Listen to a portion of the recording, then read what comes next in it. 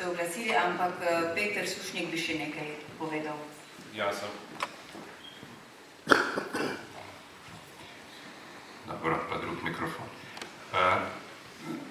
To, kar je povedal profesor Juhant, je seveda možno absolutno podpreti. Mogoče nekaj pojasnil, zato ker pač od avgusta letos sem tudi član komisije. Komisija ni pristojna za vprašanje hude jame. To je ena izmed pomanjkljivosti tega nesrečnega zakona, ki je bil sprejet po našem mnenju nesrečnega, ki ga je NSI vložila v proceduro in je bil sprejet. Stvari, ki so se začele po tem zakonu, pelje Ministrstvo za delo, družine, socialne zadeve in enake možnosti, spada tja. Komisija rešuje tisto, kar je na novo, in tiste stvari se rešuje, kaj skladno s sklepom vlade.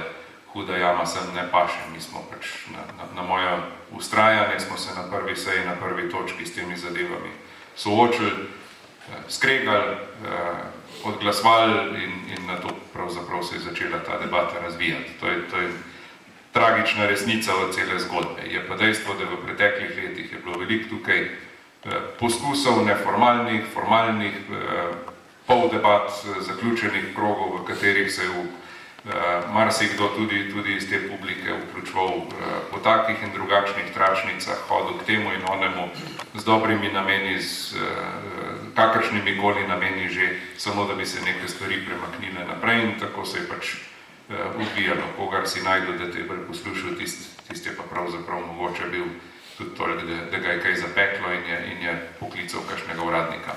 Kar zadeva Košnico, Košnica spada v pristojnost komisije. Komisija se je takoj, ko je bilo jasno, da gre za 3 polja, na katerih bi moralo biti dela izvršena, dala predlog, da se absolutno letošnji načrt, kar je še ostalo v realizaciji, takoj prekine in se vsa razpoložljiva sredstva nameni po zdravi pameti reševanju tistega, kar je že odprto.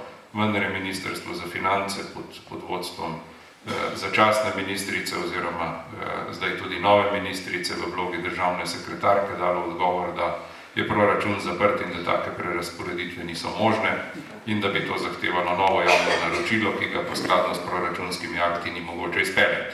Skratka, spet birokratska logika, pod katero funkcionira ta država, ki je, če bi pokazal vse tisto, kar je povedal dr. Ferenc na to temo, kot tisti, ki je dal tudi pobudo za te stvari. Komisija je bila tukaj soglasna in hkrati nazaj nemočna, ker ne odloča o tem denarju, ne drugem. Je pa dejstvo, da je že zapisano in smo takoj korigirali program za prihodno leto, ki je tudi zraven, da se takoj, ko se proračunsko leto znova začne, takoj tukaj nadaljuje. Skratka, ni namen kakorkoli stvari zavlačevati ali pa prikrivati.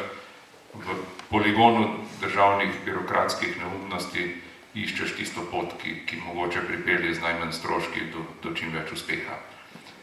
Še na temo identifikacije, jaz priznam, ne poznam, kakšne so bile razprave v zvezi s žrtvami iz Hude jame in pa Mariborsko Kostnico, tega dela ne poznam.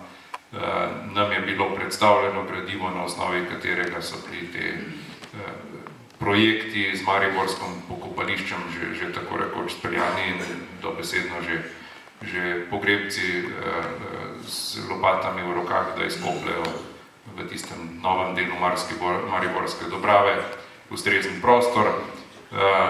Kaj je razlog, zakaj se ni šlo v Kostnico, ne vem. Priznam iskreno, ne vem. Dejstvo pa je, da hvala Bogu, vsaj ta drugi del, vzorci DNK, ja, vzeti, absolutno pod policijskim vodstvom in zaščiteni, kakor se to po mednarodnih standardih spodobi, pripravljeni za nadaljno analizo. Gre zdaj še za eno vprašanje, krajani Rovt oziroma občina Logatec pozna ta problem. Ko želiš nek DNK vzorec analizirati, dobiš različne cene. Ker delamo pač z denarjem, je to tako, da to stvar zaboli, ker na koncu nekdo mora plačati. Mislim, da je bila tarifa sodne medicine za DNK analizo nekaj 100 evrov, pa kar krepkih nekaj 100. Za enega. Imamo jih pa 12. analiziranih pa še vedno ne vemo, kdo so. Pa kam pašejo? Tukaj. Pa je podobna zgodba v Konfinu. Že leta in leta. Pa še nekaj drugih žrtev, ki so na sodni medicini s plačanim za analizo DNK prišli do tega, da bi se bilo mogoče pogovarjati s svojci o identiteti, če bi vedeli, kdo so svojci. Kaj z njimi storiti, je ena izmed stvari, ki je seveda še kako pomembna za današnjo razpravo. Ne? Ker pač tam so. Leta in leta ležijo na sodni medicini, čakajoč telesnega dela usmiljenja, da bo nekdo pokopal žrtve. Kdo bo v to zagrizel?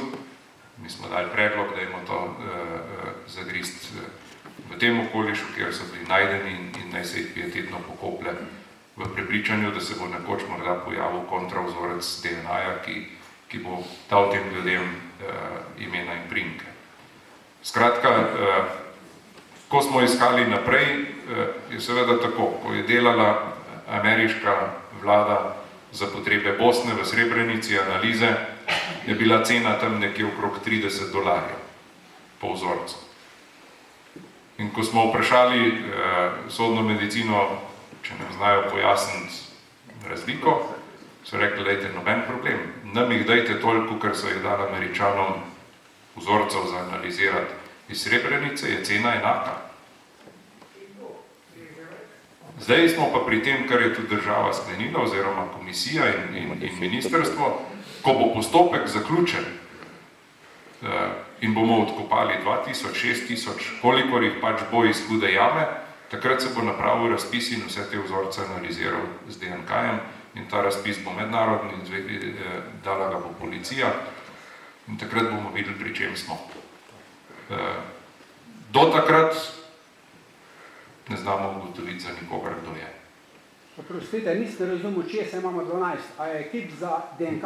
Ne, 12 imamo trupel, imamo žrtev iz Zaplane, za katere pravzaprav so na sodni medicini že leta in leta in čakajo, da se bo našel junak, ki jih bo pokopal.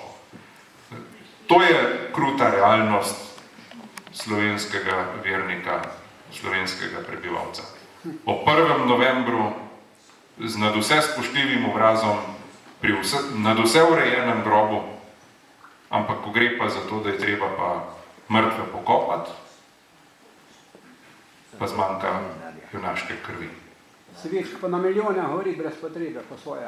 In mislim, da v tem delu bomo morali narediti ta korak naprej. Kjer je pa ta prav korak, boste pa povedali tudi vi danes, ker mikrofon bo zdaj, kakor jaz vem vaš. Ja, o teh omenjenih žrtvah, 12 ljudeh Zaplane, nekaj ve gospod župan Menar, pa bi ga povabila k besedi.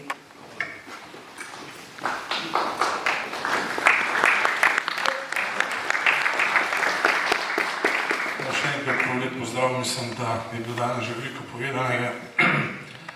Te žrtve so bile izkopane iz Zapnice na Cesarskem vrhu, to je tam pri Zaplani. V začetku 90-ih let v Logatcu smo imeli tudi 2 komisiji, ki so ugotavljale identiteto, pa vendar so potem s spremstvom policije te žrtve izkopali in predali na sodno medicino. Res jih je 12 in potem je prišla pobuda večkrat iz tega našega okolja, da bi skušali ugotoviti, če je možno. Po pričevanjih naj bi bili ljudje iz tega okoliša in sklicali smo 2-3 sestanke in ljudje so dali svoj DNK in nažalost je bilo vse negativno, pomagal je tudi gospod Celar in smo mislili, da bo vsaj ena pozitivna, da bi se mozaik odprl, vendar je to ni bilo uspešno. Ampak kaj hočem povedati? Lejte, jaz kot župan sem dolžen do vseh svojih občanov ravnati enako. In za vse te, tako kot smo danes slišali, ki so bili žrtve, so zveličeni. Pa vendar potrebujejo cerkveni pokop, da dobijo tisti večni mir in pokoj. Vendar tudi na drugi strani, dokler ne bomo tega pokopa naredili, bo še zmeri jok in škripanje z zobmi. Verjemite, da tudi potomci teh storilcev teh hudih dejanj, pa moramo reči, da jih je rodila vse slovenska mati, da se ta jok in škripanje prenaša tudi na potomce. Tisti, ki razume, jaz nisem teolog, ampak tisti, ki to dobro razume, ve, da energija je neuničljiva in to je treba urediti, takrat bi tudi slovenski narod dobil svoj spokoj in mislim tudi boljše kvalitete življenja.